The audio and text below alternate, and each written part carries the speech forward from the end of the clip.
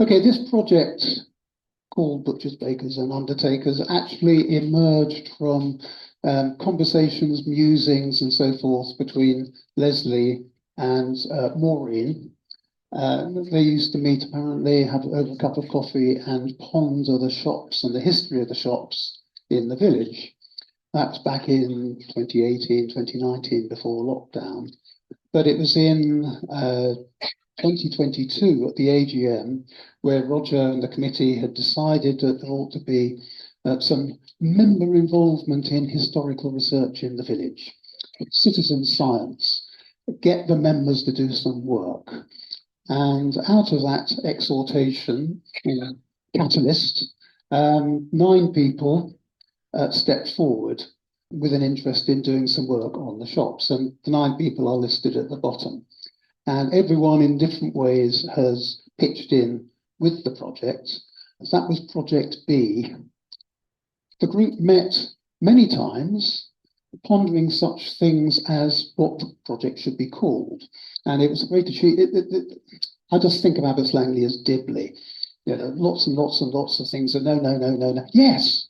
And we finally came up with, or Roger came up with Butchers, Bakers and Undertakers, and someone could correct me if it wasn't Roger, but I'm pretty sure it was. We actually met quite a lot without knowing what we were trying to achieve. And I think to some extent, we're almost still in that position. But let's see what happens tonight. Over the last 3 years, we've actually presented posters and interrogated the citizens of Abbots Langley at 2 carnivals, 2 autumn fests, and various other events. Some nice poster displays which attract a lot of interest. The group, with 9 people, you're always going to get different interests. And some people are interested in photographs, other people are interested in anecdotes, good old village stories, some of which are true, some of which aren't, but does it matter? Other people are interested in architecture. Some people, boring people like me, just like dates and names.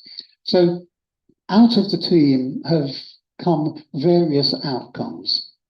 So tonight, and I think there's a theme in the village and the country at the moment about Second World War, but someone fairly well known almost said that tonight's presentation is not the end. It's not even the beginning of the end, but it may be possibly the end of the beginning. Alamein, I believe. So tonight, there are various things that hopefully will come out of it. The first is the first deliverable of the project. And at the interval, we will be dispersing copies of a directory.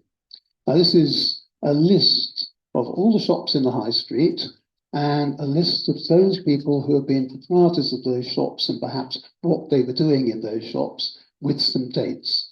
Now, that's the sort of thing I just loved, and everyone else would be asleep before they got to page 3.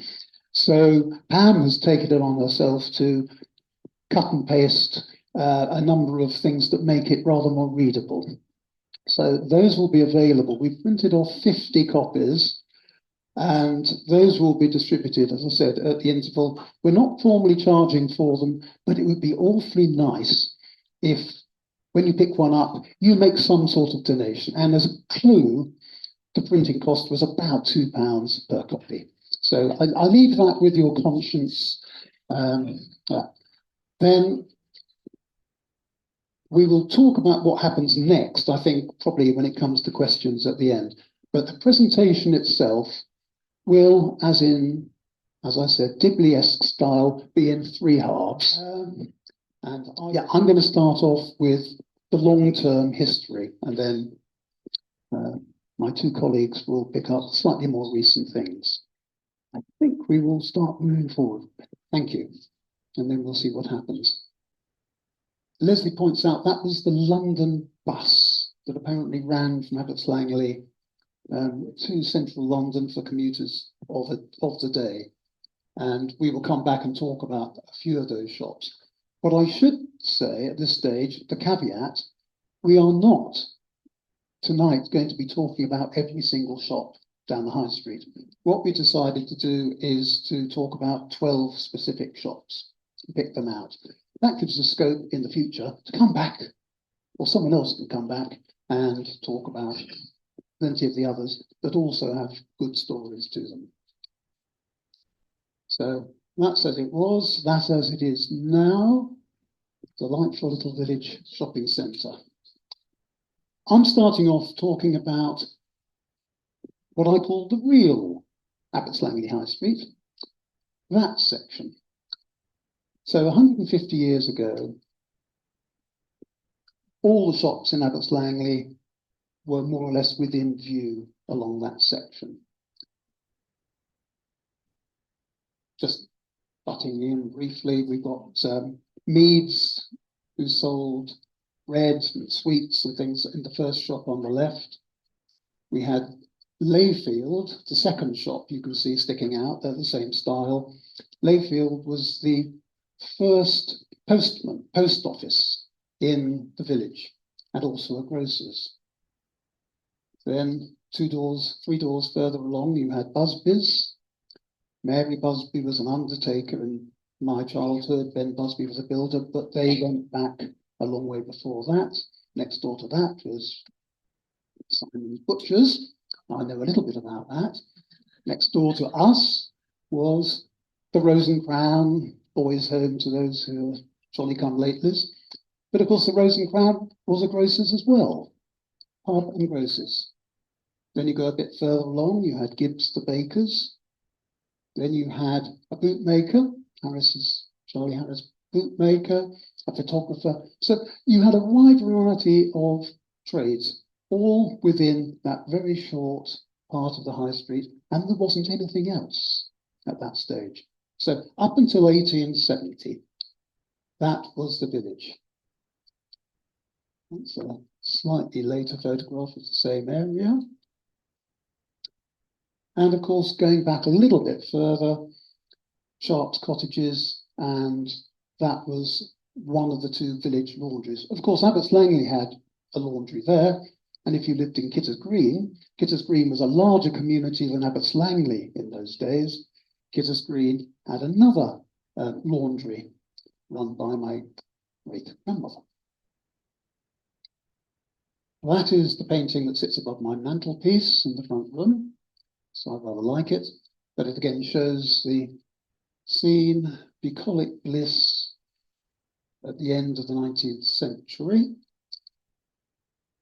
And what I haven't put in, which I should have done, is a shot of the King's Head. So the old High Street was a delight because it had 2 excellent pieces of traffic calming. Admittedly, in those days, there wasn't any traffic, but it is a great shame that in the 1960s, they demolished Sharp's Cottages at that end and the King's Head, just to the right of this image, because now they would be far better than speed humps at slowing down the traffic.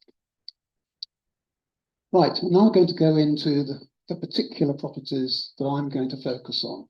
By the way, the text that we show at the beginning of each shop or property is taken directly from the booklet that we're circulating later.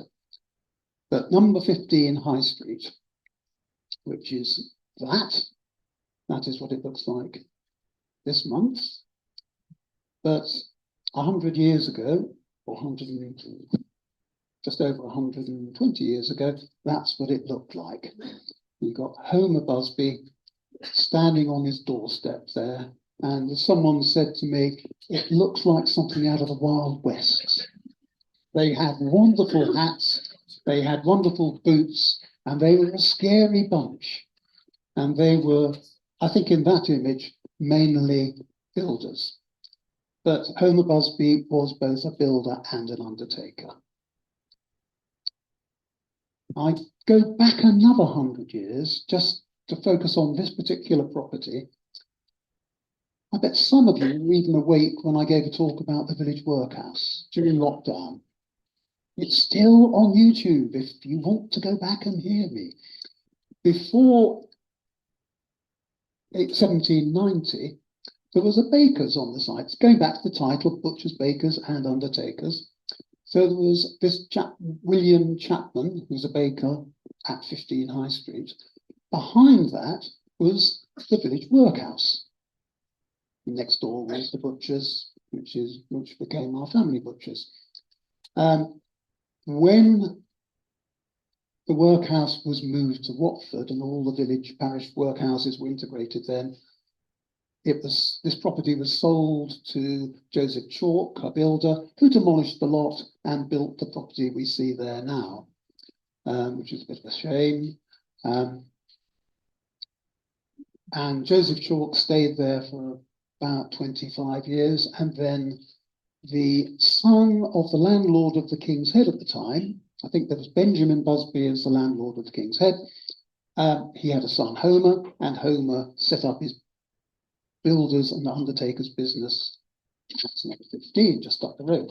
There we have Mary Busby sitting on a horse with her father making sure that she doesn't fall off. So that's what, 1886, when she was a 2-year-old lassie.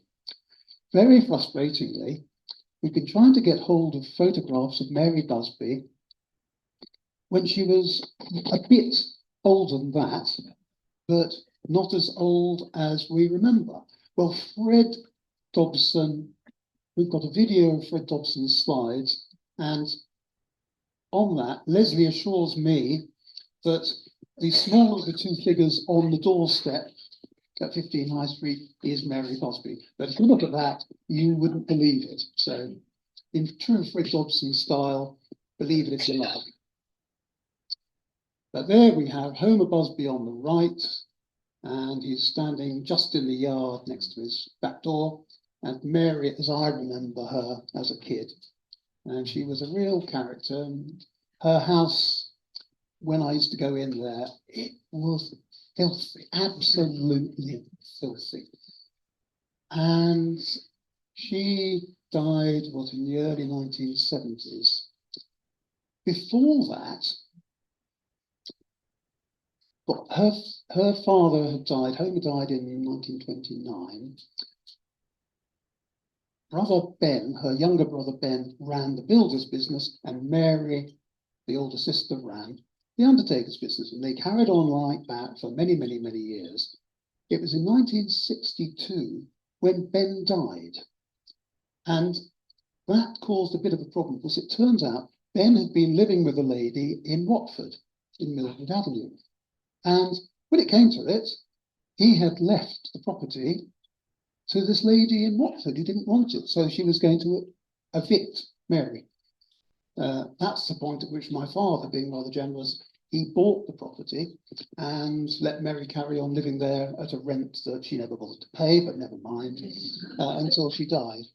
But no one knew what Ben had been up to. But at 101 Mildred Avenue in Watford, obviously something was going on. Right, moving next door. This is one I do know a little bit about. So we know that Mr. Harding was there when the workhouse was there, but that's what the shop looks like more or less now.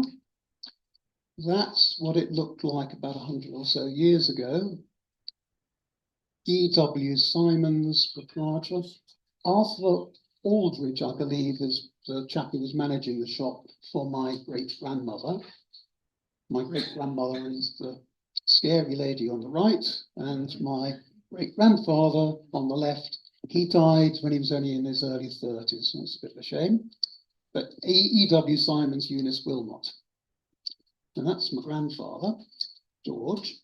Well, you can see he's got a nice clean apron on, has he not? Well, if you know the village well, you will know that we have an abattoir, a slaughterhouse at the back. And my grandfather was both the shop proprietor and he was the slaughterman. So, you know, if you went in and bought some meat, it could well be very, very fresh. Those of you who've been in the village for a while might recognise Fred Chapman. Fred in the middle, he managed the shop after my grandfather died.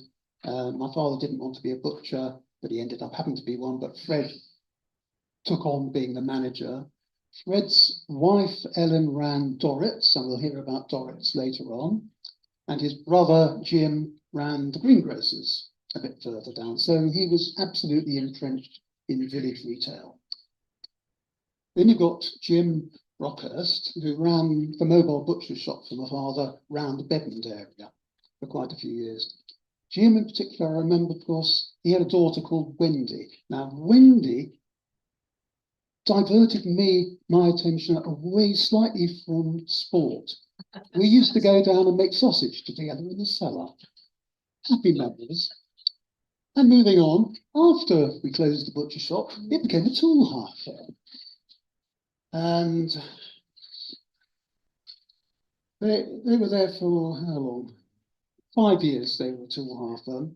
It was only when we started thinking about the fact that most of their tools were petrol driven, I thought, do I really want to be sleeping above a shop that's a potential bomb?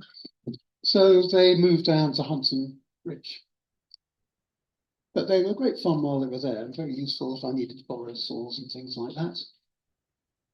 And then it switched dramatically to Heather's Flowers. Val was the proprietor, Val there, and her daughter Heather. And they had some lovely displays down there, so very, very different from the tool hub.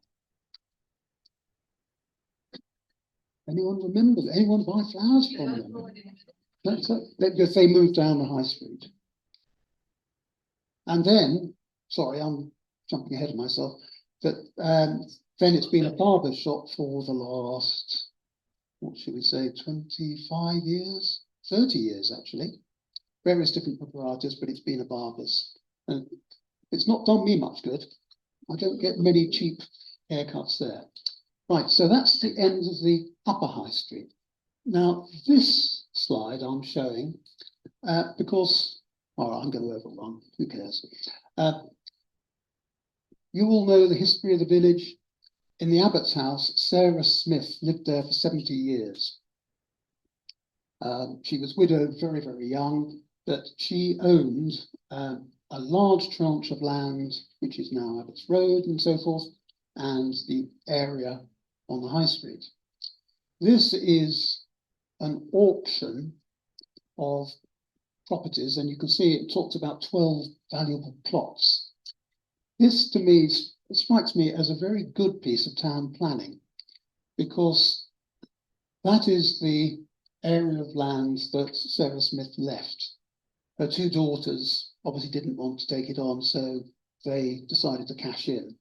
So the colour along the top, that is Abbots Road going down towards the station at the bottom, and the area of Marlin Square and just into Breakspear Road, a large part of the village.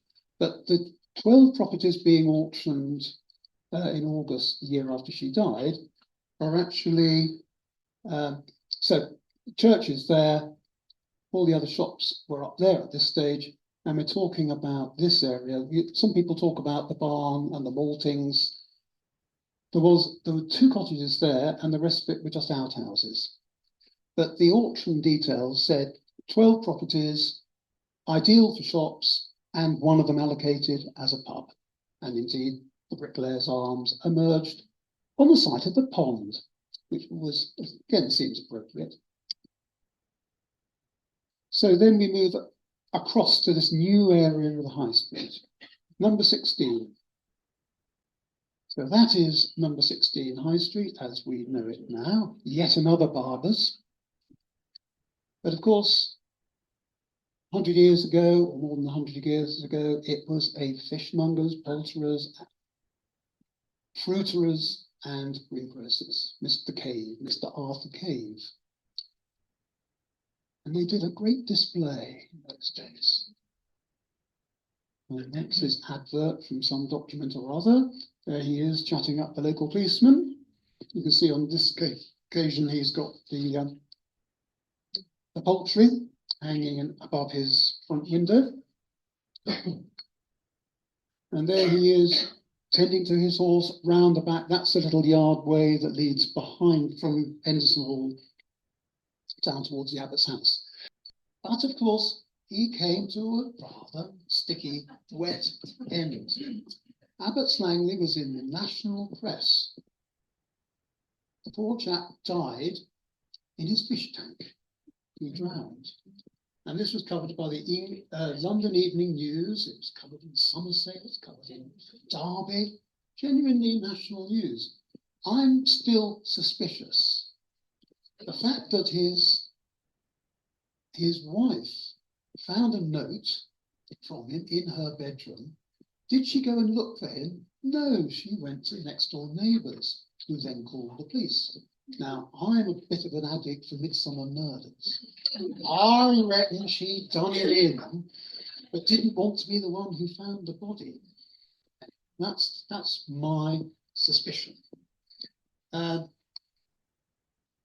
That's going too far. So while on there, what happened next? It was carried on after he died by someone called Evans up until the Second World War, at which point Jock Wright, who is Simon Ash's maternal grandfather, he had been running the post office the other side of the high street where Boots now is, Boots the pharmacist now is, but Jock Wright had been over there. Then he swapped sides across the high street and ran the post office there. And after that, what happened? It became a cheap flight travel agent, and then it became an estate agent. They get everywhere. And then we go next door. So 18, the next declared, possibly. And that's what it was like at the same period. So,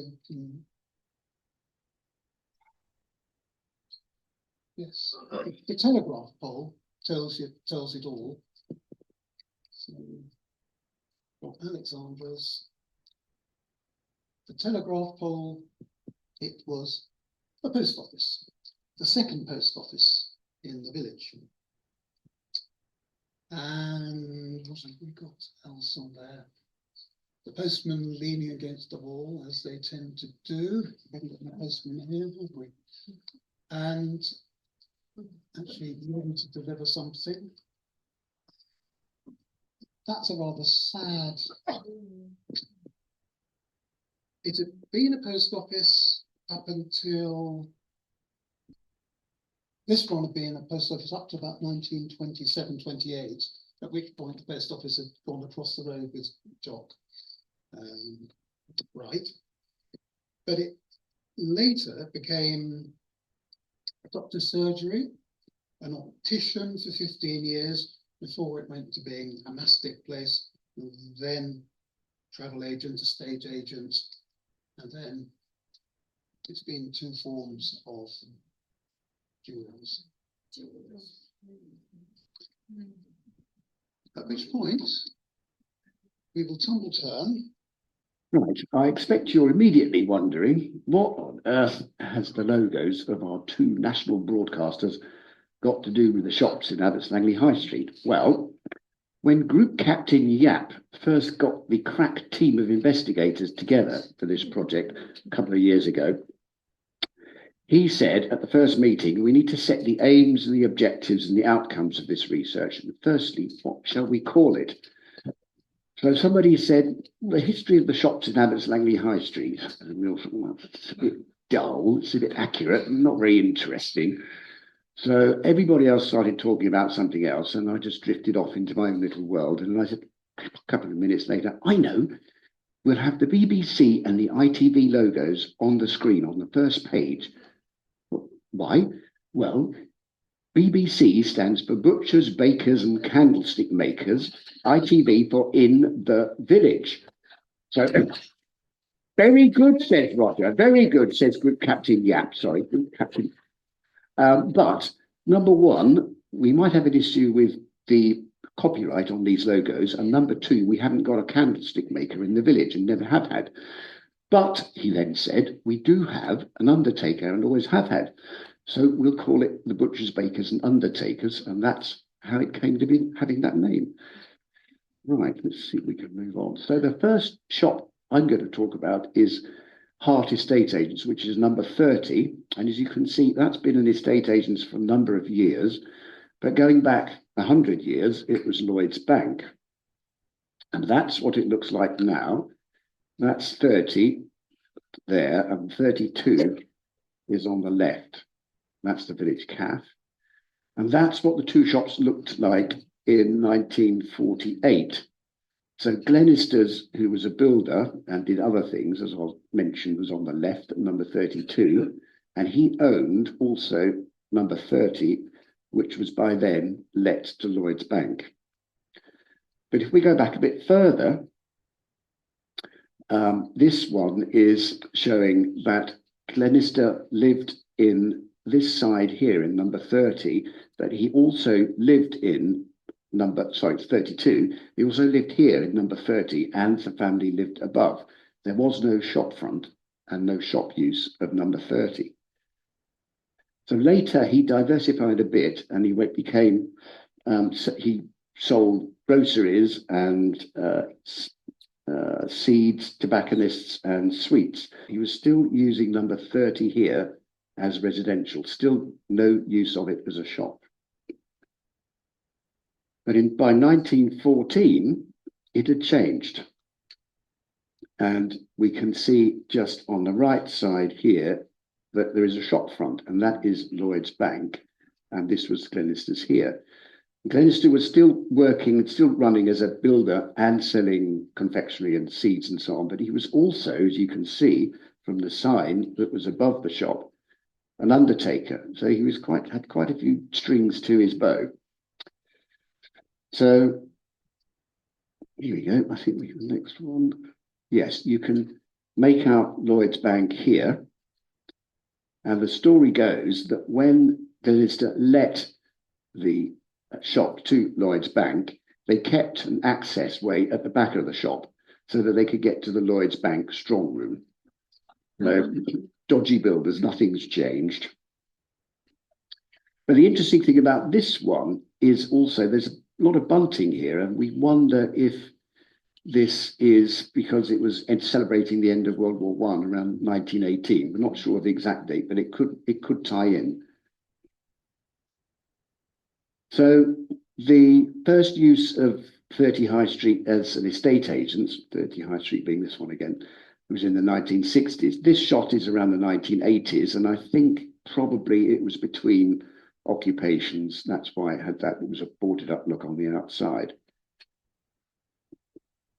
And that's got nothing to do with the history of the shops, but it's the same angle of view, and it's a lovely snowy scene, so why not include it? So then we move on to the 1980s, and this is where it gets interesting. So this is not very good pictures, but this is Cornerstone Estate Agents. You can see here and here. And that was in 1989. So the history of estate agents is interesting, particularly this particular shop. So in 1987, there was deregulation of finances, financial deregulation, and institutions such as banks and building societies were allowed to own estate agencies. And many of the big boys saw this as an opportunity to sell mortgages and endowment policies. So in 1988, Abbey National got in early on the bandwagon and set up the Cornerstone brand of estate agents. The very first business they bought in 1988 was Gordon Hudson and Company. I used to work for them prior to that. And they were a six branch network of estate agents with their main office in Watford. And they opened this branch as Gordon Hudson in 1987.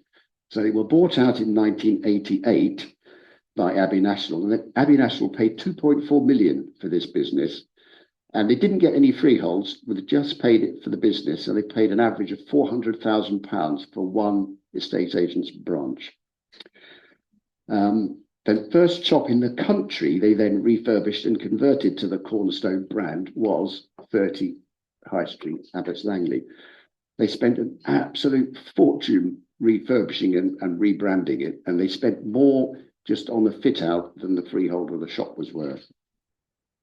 At the same time, Lloyds Bank jumped on the same bandwagon. You may remember they set up the Black Horse chain of estate agents. The Halifax did the same. So over the next 2 or 3 years, all the big institutions threw money like confetti at estate agents' branches all around the country. And they spent, on average, about £500,000 per branch and acquired hundreds of branches each. But the plan didn't work. There was a recession, which meant the property market slowed right down, and people were wary of buying mortgages and endowment policies from 18-year-old estate agents wearing white socks. So having spent a fortune buying these businesses, financial giants then found themselves facing huge annual losses. This is the good stat.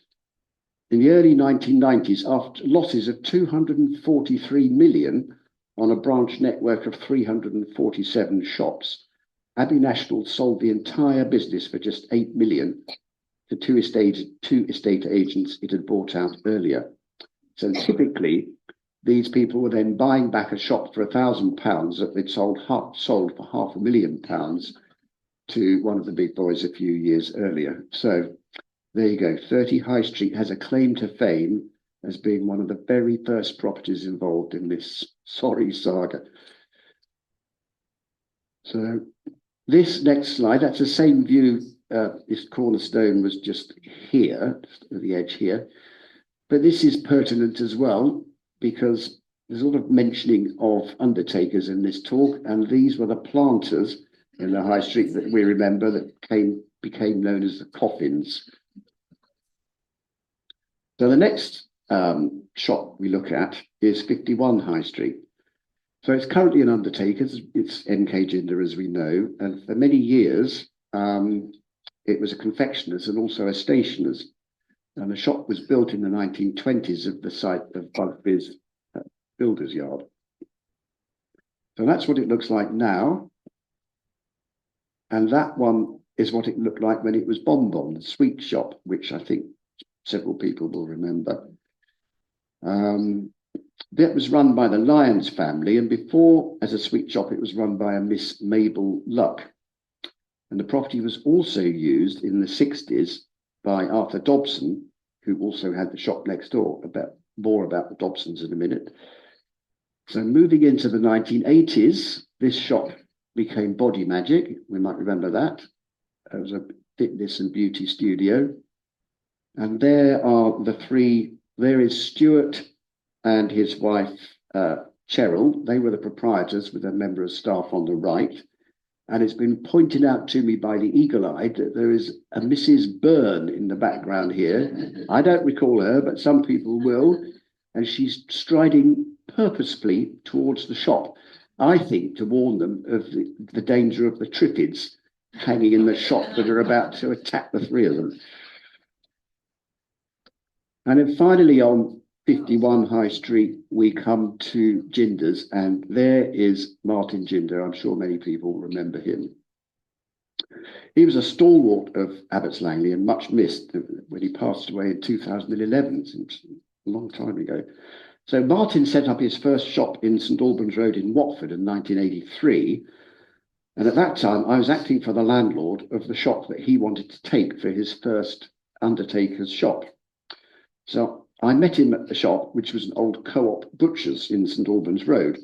I showed him round the shop, and there was a big meat chiller at the back. I light-heartedly said, "These will be costly to remove, Martin, but perhaps in your proposed line of work, you might find a use for them.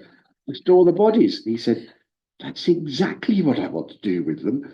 And that became then his first chapel of rest. So he moved to Abbots Langley to 51 High Street in the early 90s. And MK Jinder, still there obviously, and a very generous supporter of a number of village activities ever since, such as the Carnival and the Tough 10. And the business continues now to be run by Martin's sons, Adam and Daniel. So then we come on to 53 High Street, which we can't ever have a talk without mentioning a shop that was involved with Fred Dobson. It currently trades as the Underground Barbers, but the Dobson family have been associated with this property right from the outset, going back to the 1920s. So that's as we know it now. And that's a typical view of Fred when he was running it. So, but going back in time, Arthur Dobson set up a barber shop in the 1920s, and he later had a sideline in antiques. So his sons, Fred and Dennis, both went into the barbering business with their father when they were 14, as soon as they left school.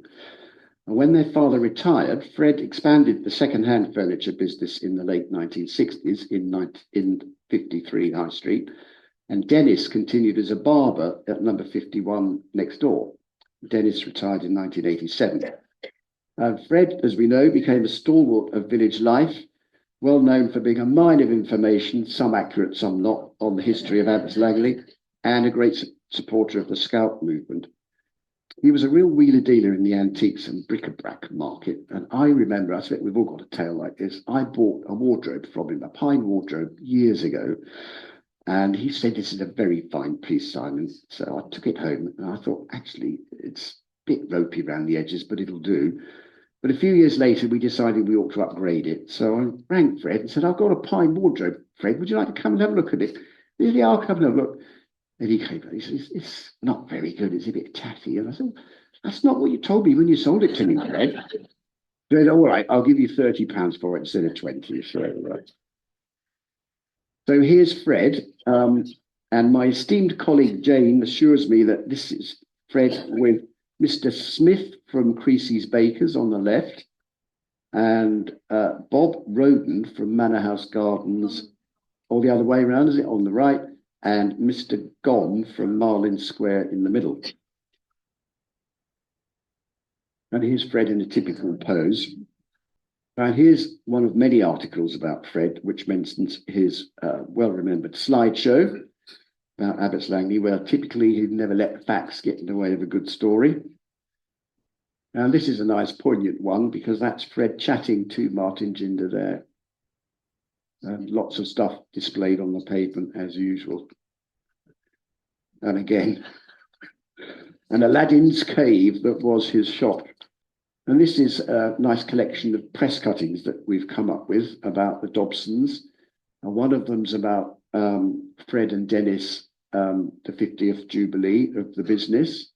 And then one about Dennis finally ending his haircutting career in 1987. And then one about Fred when he retired. And then finally, a typical shot, Fred lightheartedly fiddling about with a no parking sign in the street. So now we move on to Sheffield's. And this business has been trading in Abbots Langley since the 1940s. And with Garston TV and radio, they're the only two shops still trading under the same name. They've both been there for over 60 years. And we're lucky to have a great archive of photos and press cuttings from Sheffield's. And they generously loaned this information to us when we researched this project. So that's as we know it now. They are in here, and the right-hand shop, number 67, is they've given up and is now separately occupied. But a similar angle view is going back prior to the 1950s, and you think, well, where are the shops? Well, they weren't there. There was a gap, and that's where 65 and 67 now are. The bunting's interesting. I'm just wondering if that might be celebrating the end of World War II, because I think it says something about V-Day here, and I'm just wondering if it's Victory Day. So I'm not sure, but if it is, that's appropriate for the forthcoming VE Day celebrations. So this is where Hugh Sheffield started out, and you might think, oh, that's near Boots. Now, no, it's not. That's number 45 High Street. And that now, 45 High Street is here, and that is Abbey Pharmacy now. And this one is now the pizza shop, San Giorgio. Fine van that he had there for his first his first vehicle. So the business did really well when he set it up in 1947, to the extent that only a few years later he decided he needed bigger premises. So he built, and apparently he built this shop in 6 months, which is quite impressive, a much larger store with a first floor showroom area as well. And he was a great marketeer and self-promoter of his business.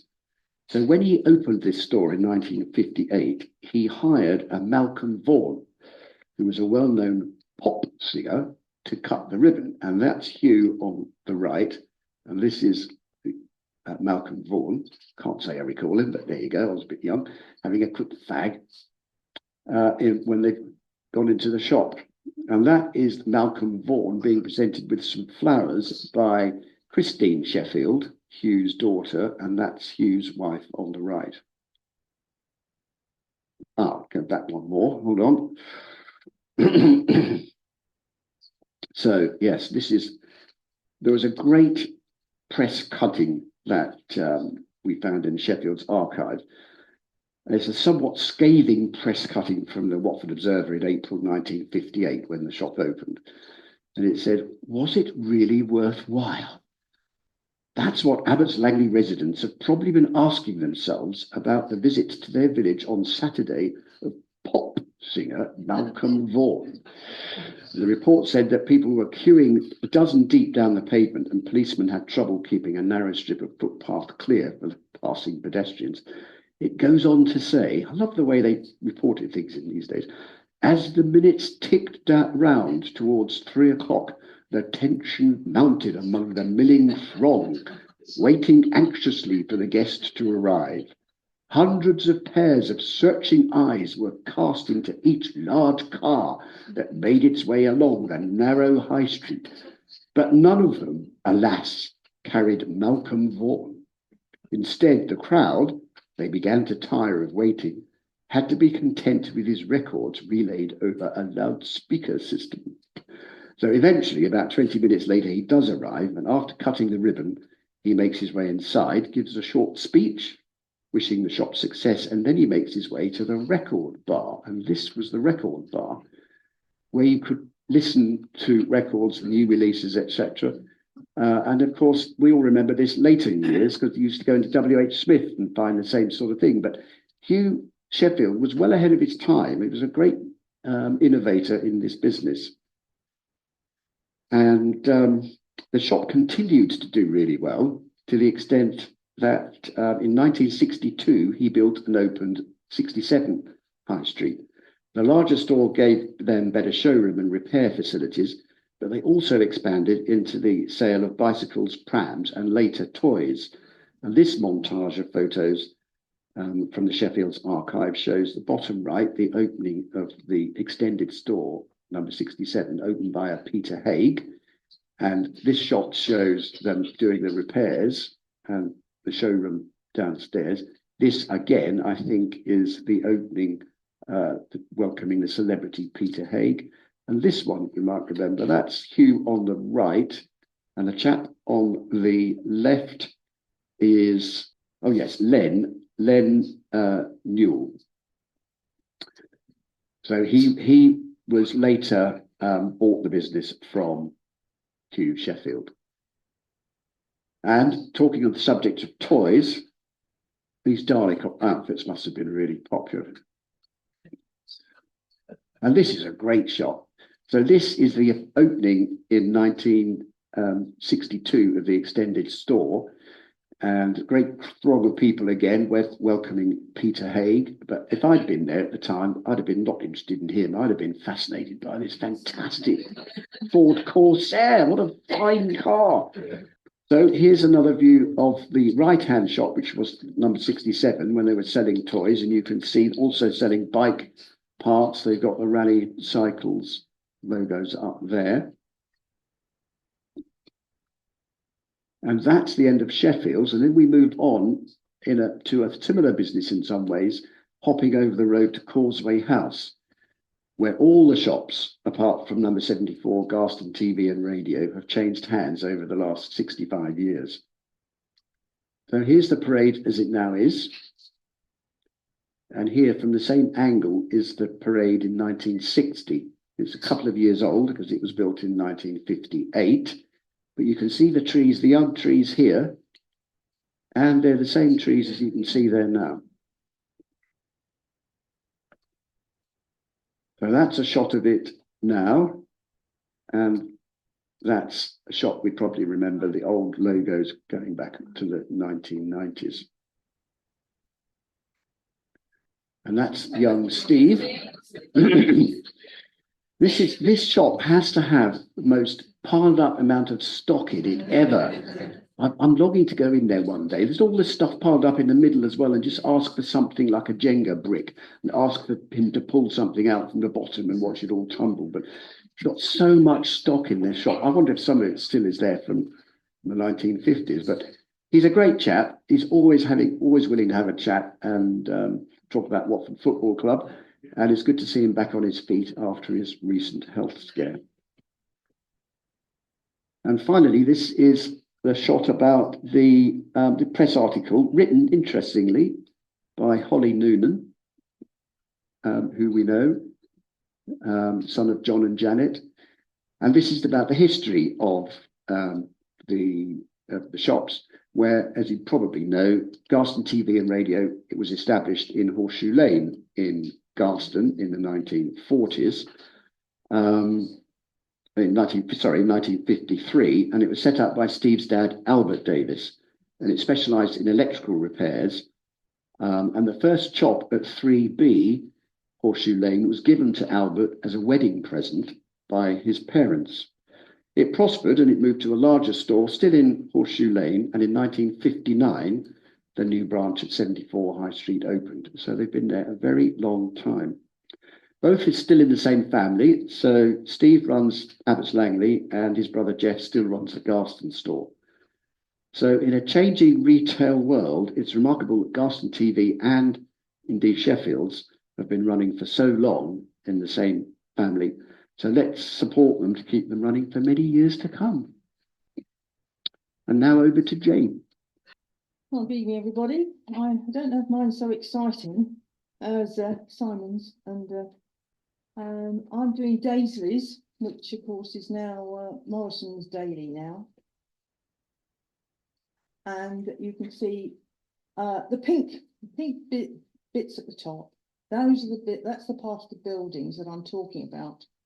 And the shops on the north side, the shops are on the north side of the high street, originally belonged to the estate of Sarah Smith, of which Abbots House and the barns were part of. The land was sold along the high street in 12 plots, and numbers 22, 24 and 26 became the paper shop of today, that's the pink bit, and stands out with their pink walls above the shop. That's what they look like. Next, which I can't, no, there isn't a year there. So looking across from the road at the shop today, around 1900, Thomas Carter was the newsagent and stationer from 1902. And you can see, I've got it going. No, Carter, that's the one in the middle. And his shop was in the middle of 3 of them. Mr. Funnell owned the shop on the right-hand side, which was number 22, and there's Mr. Funnell. I know his grandchildren, and in fact one of the cricket players, Ray, anybody remember Ray Funnell? He's one of the relatives of Mr. Funnell, or this Mr. Funnell anyway. And his was a boot maker, and on the left-hand side, which I think must be, no, I can't see it. On the left-hand side, number 26, was owned by Agnes Oliver from 1899, and she first owned that particular shop, number 22, and then she sold it again in 1906 to Mr. Cox, another baker. And you think of bakers and confectioners everywhere. Right, Mr. Harry and Mrs. Agnes Daisley first purchased the middle shop from Mr. Carter in 1911 and then the other two to make it into one big establishment, selling newspapers, books, magazines, stationers, and tobacco in 1911, as it is now. In 1911, the Daisleys also purchased number 28 as well, which is now Ansell's, from Mr. Lewis William Trapp to live in with their son Alan. I'm not certain if it, oh yes, there they are. I don't think that, that's not from the, was it the war film? The war, what's it, Mr. Mannering, looks like, just like Mr. Mannering. And I'm not really sure who's boss, because she looks rather stern, doesn't she? But that was very handy to live next door to their business. And they must have been very rich to purchase all these properties around 1911. Right, oh, so you can see the three now, I think. Yes, it's difficult to tell, isn't it? So that's, I think that's 26, 24, 22. I think that's the way it goes.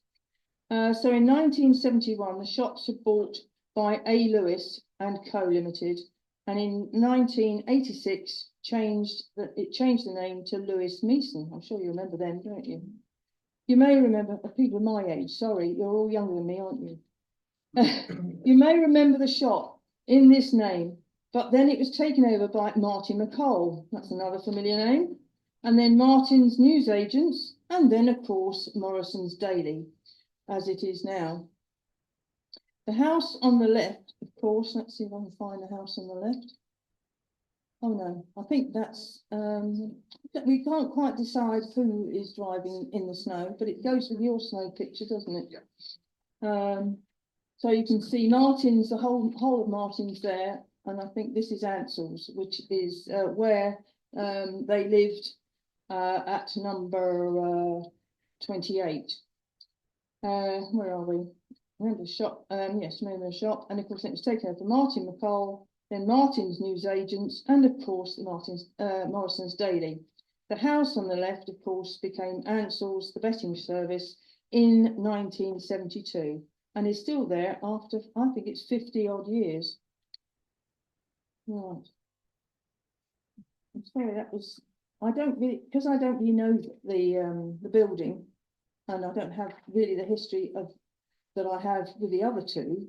It was difficult to sort of put it all over to you to make it more interesting for you. We've all got these grid sheets here, right? We've got, yes, San Giorgio. Right, so that's what it is like now. And this is Dorette, which some of you may remember. Yes, you do. You don't? You do? Yes. Yes. You must remember, I used to work there. All right, there it is. I understand that the group of buildings was built by Mr. Luck in 1920s from, I knew his daughter, who she told me it was, so I assume it's right. And on the site of the Busby Builders Yard, which had been rented from Cannon Brewery. The name Dorette, possibly from the book called Little Dorrit by Charles Dickens, different spelling though, as they like the name. That's all I can think of really. Dorrit was opened by Miss Peeluck. I don't know if there's a, because these are not numbered, I don't know where we, let's see if I can have it for my crib sheet. Let's find number 2. 104. Yes, we're on the right page here. The Dorrit was opened by Miss Peeluck from 1926 to 1942, selling ladies, children's and babies' wear. Later, Mrs. Ellen Chapman, wife of, I believe it's Fred Chapman or one of the Chapmans, took on the shop selling the same items. In the 1970s, Mrs. Marjorie Heap purchased the property, but now selling wool and haberdashery as well. I'm sure you remember Marjorie, yes? In around 1975, Margaret Hudibort took over the shop, and because she was a younger person, she bought in many items she thought that the younger mother would like, and I'm sure some of you bought from there. Yes, you can see I don't know if do you remember Dorets? Do you remember when I was working there? Well, we used to hang things on not cotton, but on see-through very fine threads at Christmas time, and we used to have all the clothes and the dresses all dangled all over the place. It was amazing, really, how we managed to do it, because we weren't used to doing that sort of thing. I'm sure that many of you older ladies here tonight remember purchasing delightful dresses from your small daughters. I started working in the shop around 1976, and I was a constant knitter. No wonder I have arthritis in my hands. We were visited by reps from Sirdar, Wendy and Peyton's. You can see them along the top there. Each month to restock all the new types of exciting yarns, as well as salesmen offering haberdashery such as buttons, elastic, knitting needles. Baby wool was exceedingly popular with the grandmothers and mothers looking forward to knitting the new patterns, as well as with the new yarns the manufacturers were constantly tempting us with. Oh, we had such lovely yarns, I'm sure you remember, different sorts. And every time they brought another new one out, we thought, oh gosh, we better go and have a go at knitting that. And oh, it was a very expensive hobby, I tell you. I don't know if you remember the lace lady that used to walk around the village. No, long dress with a hat. No, yeah. Well, she always popped in, and she did actually buy lace from us, and then I think she actually sold it on, or gave it. I don't think she gave it away. She sold it on. Do you remember Robert, who used to go around the village from Leavesden Hospital with the leather helmet on?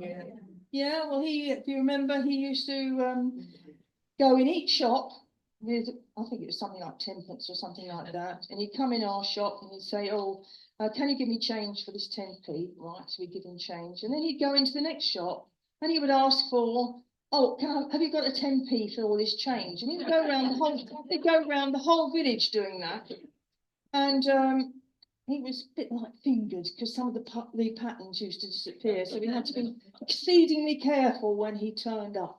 But it was all good fun. Around 1986, Margaret and Roger Hudibort decided that they wanted to move house from the Crescent. So they moved to Rickmansworth, but still ran the shop. And this only lasted a few years, and they then moved to the West Country to be near their daughters. Marjorie Heap took back Dorrets, but she and her husband had also moved from Abbots Road now. So she had to commute every week and living in the Abbots House flat, where Dr. Thompson lived, during the weekdays.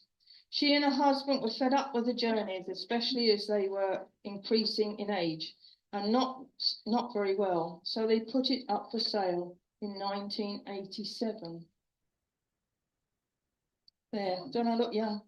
I've got dark hair then. And she put it up for sale in 1987, when she sold it to a Greek developer who was not interested in the shop, but in developing the flat upstairs. And eventually he sold the shop with the flat separately. And of course, that turned into Mansbridge in 1990, which was a completely different shop compared with what we were. Oops. Oh, let's see if I might have another. Oh yes, sorry, I should have said to you. Marjorie's in the middle. Me's on the right, obviously, and June Court. Remember June? And Joan Floyd. She's not there, but Joan Floyd was in the photograph that Richard showed you in the butcher's shop.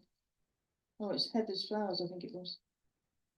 Oh yes. Oh, that was awful. Broke my heart when that was sold. Where are we? Find the fib sheet. Yes, which was completely different. And now, and of course, Mansbridge, they sold bread. That's what we look like. And cakes, obviously. After a year or two, it then came Topham's Bakery, then Millie's Bakery, Bill the Baker, Break Time, and eventually to San Giorgio Pizza takeaway which it is today. We were all very happy working in the Dorret and got to know so many of the village families who I see today. You may remember Joan Floyd, June Cork, myself, and a few others. It is now San Giorgio Pizza. I think I might have got another one. Yes, there we are. Run by Laura and Gennaro Di Pino. Their ice creams are to die for. I'm sure you've all had ice creams. Whenever I'm up the top of the high street, I always go and buy one. And I always think, well, people looking at me eating an ice cream, we'll go and buy one, but they don't seem to, I don't know. Oh, have you tried the delicious food that they eat in their they provide in their new restaurant? Have you? Have we all been in? Yeah. Lovely. Right, well, Simon East, of course, is next door. And next door, he had, obviously, the butcher shop, as it says, butchers at the top. And yet again, it too was built on the Busby's Builders Yard. In 1927, for 20 years, the property was a chemist, Samuel Gray Fenton, and then sold to Ernest Thompson in 1947. I hope you like the dates. And after that, to Boots, the chemist, for another 10 years. In 1960, Express Dairy, much to my surprise. I presume they sold milk there, but I don't really know. And ran it for another 6 years. And then for 5 years, Rise Bakery. Do you remember Rise Bakery? I don't. And Coulton Bakery for another 2 years. And took over the premises, but for not very long, I think, because Creasy's Bakery was round the corner. And as I think, they must have taken their customers, because Creasy's Bakery's lovely. In 1992, Mills Meat for a further 5 years, and then JD Meats for another 3 years took over until Simon eventually became the owner in 1980. Not only did Simon sell top quality meat, but homemade pies and sausages and vegetables. Yeah, you're all drooling now, all drooling. And at Christmas, we all were seen queuing for our turkeys and beef for the big day. Lovely memories of a very successful shop. Remember Russell, who used to work for Simon? Well, he took over the business just for a few months, I think, while Simon was trying to sell the shop. And so I think it was only a few months that he had it. So before Simon sold the shop to San Giorgio's to be an extension to the shop next door, which was Dorret, as a restaurant selling Italian ice creams and delicious food. So that's a lovely photograph, isn't it? Yeah, so you can often see Simon, he often wandering around. Yeah, right.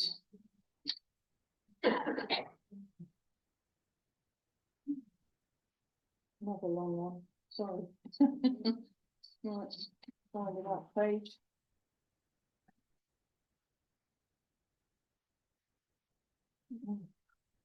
Anyway, I can find out whether I've got the right photograph, really.